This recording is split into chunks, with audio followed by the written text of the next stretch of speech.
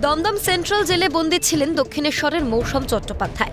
হাসপাতালে ছিলেন হাইকোর্টের নির্দেশে। তবে চিকিৎসায় চরম গাফিলতির অভিযোগ, পরিণতি জেলে থাকাকালীন মৌসমের মৃত্যু। কান্নায় ভেঙে পড়েছে পরিবার। তবে মৌসম কাণ্ডে গঙ্গা দিয়ে বয়েছে অনেক জল। সেন্ট্রাল জেলে মৌসমের মৃত্যু হয়েছে ঠিকই, তবে মৌসমকে জেলে পাঠানো নিয়েই রয়েছে পরিবারের বিস্তর অভিযোগ। সিএনএর কাছে সেসব অভিযোগ তুলে ধরে পরিবার। পাশাপাশি হাইকোর্টে মামলাও চলছে এ নিয়ে। দক্ষিণেশ্বর থানার পুলিশের বিরুদ্ধে মামলা করেছে পরিবার। 16 জানুয়ারি পরবর্তী শুনানির দিন থাকলেও সেসবের প্রয়োজন ফুরল। জেলেই প্রাণ গেল ছেলের। আমার ছেলে বারবার বলেছে, মা আমি দক্ষিণেশ্বর থানার পুলিশ আমাকে মেরে ফেলেছে, তো পুলিশের সঙ্গে সবার স্বার্থ থাকে, আমাকে ও মেরেছে, একদম পরিষ্কার বলেছে। মান্না হাসিব ওরা তো আছেই, বড়বাবু, বিশেষ করে বড়বাবু, ও নিজে আমাকে বলেছে 15টা এনকাউন্টার করেছে, ওর কিচ্ছু হবে না, ও আমার ছেলেকে রাস্তায় গুলি করে ফেলে রাখবে আর আমি নাকি ডেড বডি নিয়ে বাড়ি যাব। গল্পটা শেষ হয়ে গেলেও শুরু থেকে শুনলে ভিমড়ি খেতে হয়। মৃত মৌসম আগে তৃণমূল করতেন, তারপর কোনো রকম রাজনৈতিক দলে তিনি যুক্ত ছিলেন না। বরানগর পুরসভায় চাকরি পেয়েছিলেন। পয়সা আছে তাই তোলা দিতে হবে। পরিবারের অভিযোগ মাফিক মৌসমের সঙ্গে ঠিক এই আচরণ করত খোদ দক্ষিণেশ্বর থানার পুলিশ। কিছু বাবতে না, বলেছে তুই তোদের ইনকাম ভালো, তোর বাবা সরকারি চাকরি করে, তুই সরকারি চাকরি করিস, তারপর এসব কাজ হচ্ছে, সুতরাং তোকে টাকা দিতে হবে মান্থলি। আমার ছেলে আগে ওই প্রমোটারের আন্ডারে মালপত্র দিত, তারপরে ও যখন বরানগর মিউনিসিপ্যালিটিতে চাকরি পেল, তারপর কিন্তু এইগুলি করতো না। তারপর আমার একজনের সঙ্গে জয়েন্টে প্রমোটিং ছিল, সেগুলিও দেখাশোনা করতো। ওকে সব সময় ওর কাছেই টাকা চাইতো, টাকা না দিলেই একটা করে মিথ্যে কেস দেয়। তোলা না দিলেই চলতো গ্রেফতারের হুমকি, দেদার অত্যাচার। অত্যাচারে পা ভেঙেছিল এই মায়েরও। প্রাণনাশের হুমকি ছিল মৌসমের কাছে নিত্য নৈমিত্তিক ব্যাপার।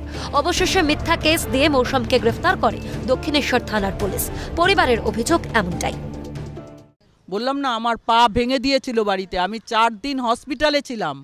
আমি যখনই কিছু বলতে যাই তখনই বলে আপনার ছেলেকে এনডিপিএস দিয়ে দেব যদি আপনি কেস করেন। ছেলে ওর বন্ধুর জন্মদিন যার ইয়েতে করে, গাড়িতে করে, একটা থার গাড়িতে করে ফিরছিল। বেলগড়িয়া থানাটা ক্রস করেই দেখবেন বিশ্ব বাংলা লোগোটা আছে, ওটার সামনে থেকে আমার ছেলেকে ধরেছে। তার সমস্ত প্রমাণ কিন্তু সিসিটিভিতে আছে। অথচ ওরা বলছে ওরা ওয়াটার ওয়ার্কস থেকে ওকে ধরেছে। আমার ছেলেকে বেধড়ক পিটিয়ে দুটো এরম জান নাকি সামনে রেখে ওই দক্ষিণেশ্বর মানে স্টেশনটার ওই দিকে একটা হাইওয়ে গেছে না, ওইখানে একটা জঙ্গল আছে, ওই জঙ্গলে ওকে দাঁড় করিয়ে বেধড়ক পিটিয়েছে, সামনে বসিয়ে ফটো তুলে এনডিপিএস দিয়েছে ওই লিটারগুলিতে। বলছে মা ওইগুলিতে কালারিং জল ঢুকিয়ে মানে দিয়েছে। এমনকি থানা থেকে সাধারণত গ্রেফতার করা হলে খবর দেওয়া হয় বাড়িতে। এক্ষেত্রে সেটাও হয়নি।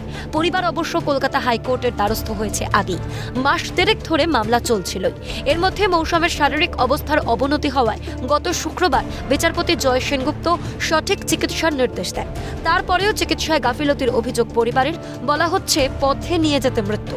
তবে পরিবারের দাবি জেলেই মৃত্যু হয়েছে মৌসমের।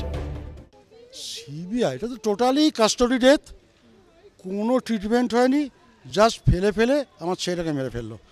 ইভেন ফুড দেয়নি, ওষুধ দেয়নি। ওষুধ আপনার বেডের পাশে পড়ে আছে, যে খাবে হাত দিয়ে সেই খাবার আর ক্ষমতায়।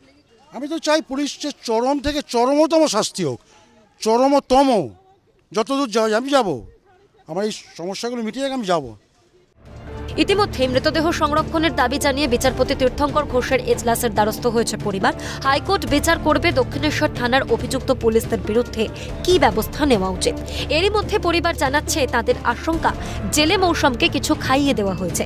সেন্ট্রাল জেলে এখনো জায়ান্ত সিং এর 2 জন সাগরেদ রয়েছে, তারাও মৌসম হত্যাকাণ্ডে জড়িত থাকতে পারে বলে পরিবারের অনুমান। দক্ষিণেশ্বর থানার পুলিশের বিরুদ্ধে এমন বিস্ফোরক অভিযোগে হতবাক সাধারণ মানুষ।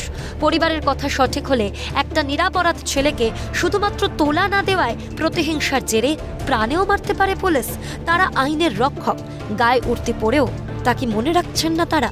ক্যামেরায় সোনাই ঘোষের সঙ্গে রেশমি দাস ও অভিরূপা হাজরার রিপোর্ট, ক্যালকাটা নিউজ।